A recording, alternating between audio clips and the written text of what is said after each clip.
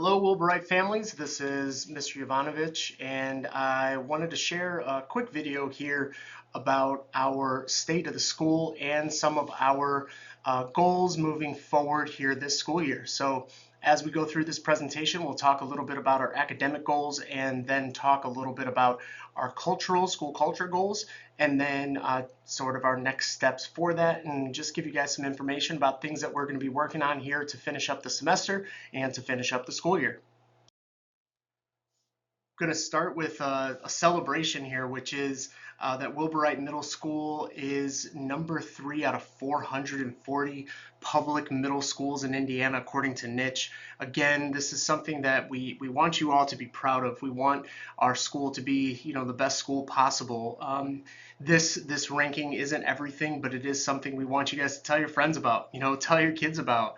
Make sure that the students know that they go to one of the best schools in the state, and we want to keep it that way. And also we want to build. We're not resting here, and that's what this presentation is about. And that's really what our goal is moving forward, is to try to get better and better at every turn, academically and within our culture. So I'm super proud of this and super proud of our staff and our students. And again, they don't do this without our community and our parents. So thank you again. Share this with people. Be proud, because it is a cool thing.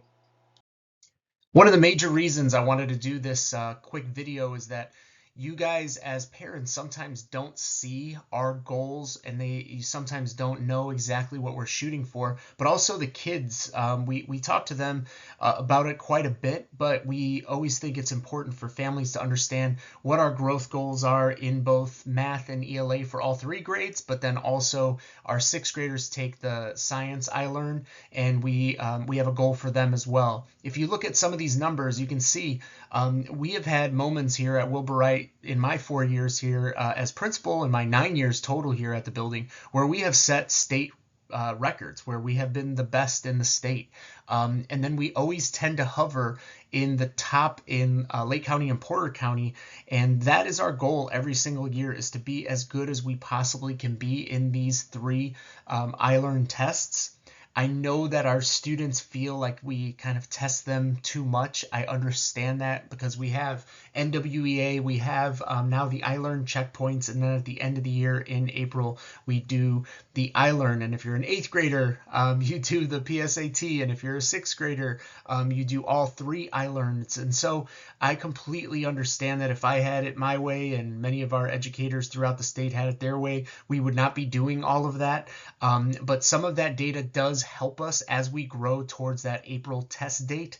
But this is something that I wanted to share with everybody. And if you guys have questions on how we pick that metric and why it is that, I'd be happy to answer. But I'm super proud of the steps that we've already taken to sustain our proficient students. But the goal is, how do we sustain those students, but then plus, right? How do we add to that number? How do we get as many of our students possible over that finish line and over that proficient category? And those students that are proficient, how do we make them highly proficient? Those students that are not passing, how do we get them to approaching? Those are things that we are always kind of looking at and making sure that we are growing each and every one of our students. And so in the next couple of slides here, I just want to talk a little bit about what we do in the school and what you guys can do as parents.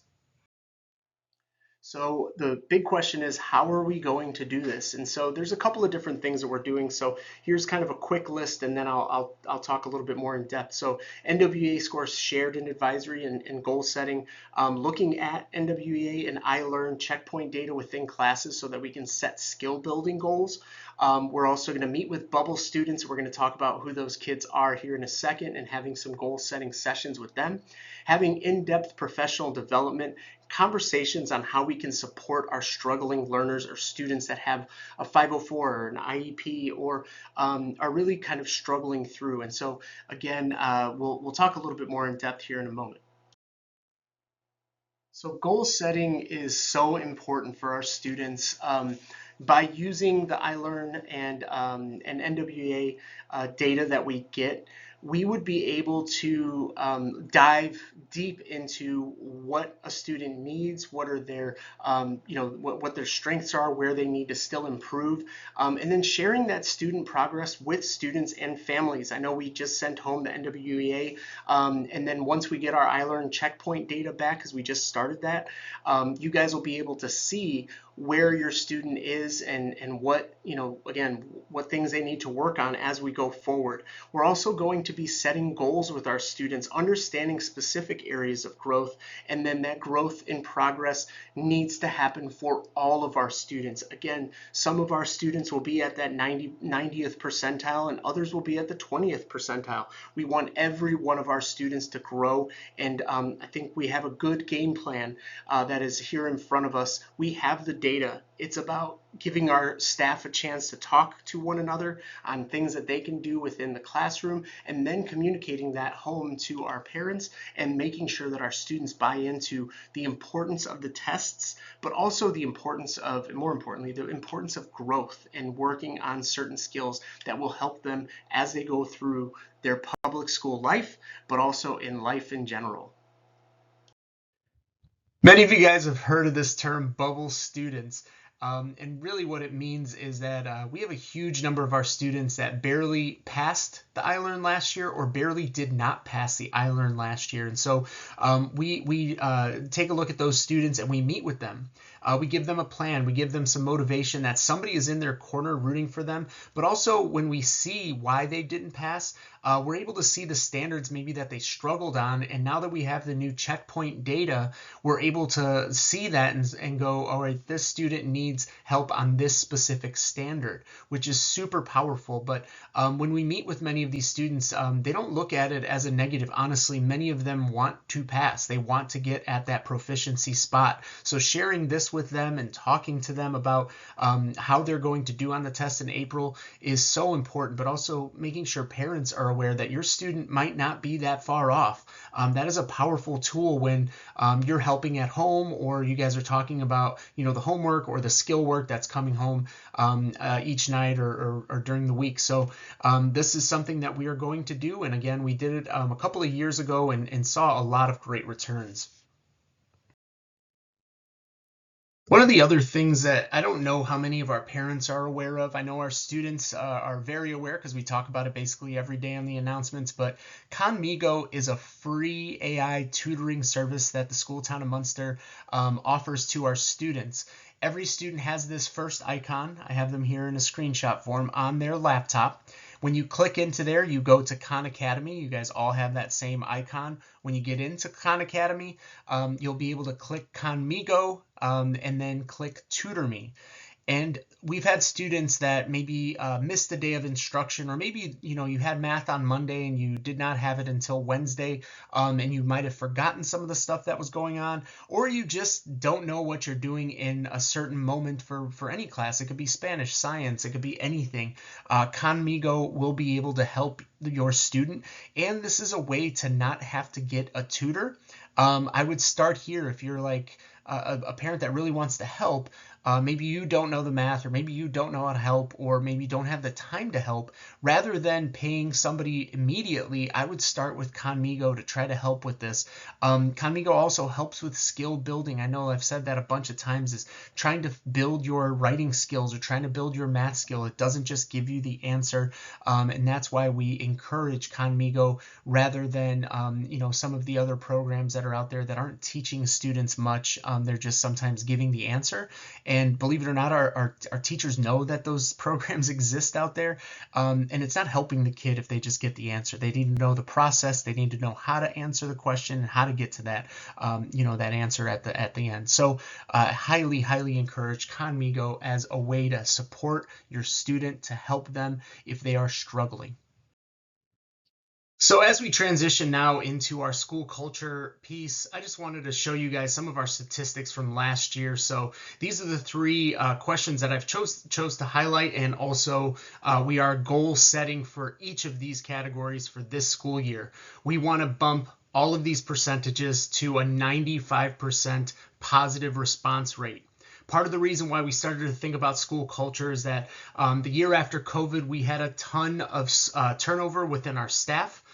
We also had a panorama survey that our state paid for, and we distributed it to all of our students.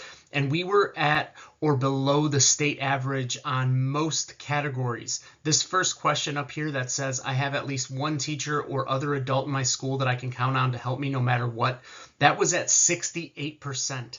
We also had another one that was phrased similarly, where a student can be themselves around their teacher no matter what, and that was at 52%. So when you see 91.4 and 90.5 on teachers building relationships with students, and then 90% of our students saying they enjoy Wilbur Wright, we love that. We know that that's an improvement from a few years ago, but we want to make sure that that is still going up in that direction. And so our goal for this is to be at 95%, and this is going to be something that we send out here in the fall / winter, and then we'll do it again in the spring. Now, it's really easy to talk about the things that you would like to improve, but what are we going to do? And here are the steps. I don't think we're reinventing the wheel here or doing some brain surgery, but really what we want is for every one of our kids to know that they are welcome here, know that they are loved. So continue to make students the focus of all of our decisions. Continue to build relationships with our students, understanding that that is why we are a great place to be for our students. Give students grace. They are kids. Support them when they make a mistake, which as parents, you guys know they do from time to time. Well, how are we responding to that? Are we, disciplining them to the point where they don't trust us or don't like us? Or are we trying to support them and teach them? We also want to greet students at the door or the first thing when they get to class. So your classroom, for all of our teachers needs to be a safe and comfortable place for all of our students. And then finally, when a student needs help, we need to make sure they know who to go to or how to get help. Support them with our teams, our guidance team, our administrators, and our support staff. But talking to them about who their trusted adult is so important. Those numbers that we just showed you, we want to hit 95%, but we want to also talk to every single kid in our school and just make sure they know that they are supported here, that they are loved here. We say it on the announcements every morning, but again, reiterating that at every turn is so important for us to gain their trust, and then also to make sure that they love coming here and or at least like coming here. Right? I don't know if everybody's going to love it, but we want to make sure that it is a safe place and that they feel supported here at Wilbur Wright.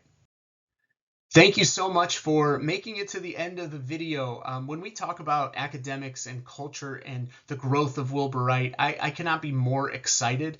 I do know that some of these topics are things that you're maybe hearing for the first time. So if you have any questions or concerns or suggestions, we love suggestions from our parents. Please email us. Let us know how we can support you and your student as they grow through 6th through 8th grade. And if there's something that we missed or you would like some explanation on something further, please just let us know. And finally, tell us if this was helpful. We would love to keep doing these kinds of things. And I think, some of our parents are craving more of an involvement in the schools. And so we understand that. So let us know if this was helpful, if this is something that you guys want me to continue. Somebody, again, already said you need a new microphone. I'll work on that because the audio isn't perfect, but that'll be something that we work on for the future. I wanted to end with, because some of this presentation was a little bit, focused on academics and things of that nature. I wanted to just share some of the really cool things that have been happening throughout this school year. And if you miss anything, I highly suggest following us on Facebook because we post, 3, 4, 5 times a week. So hopefully you enjoy.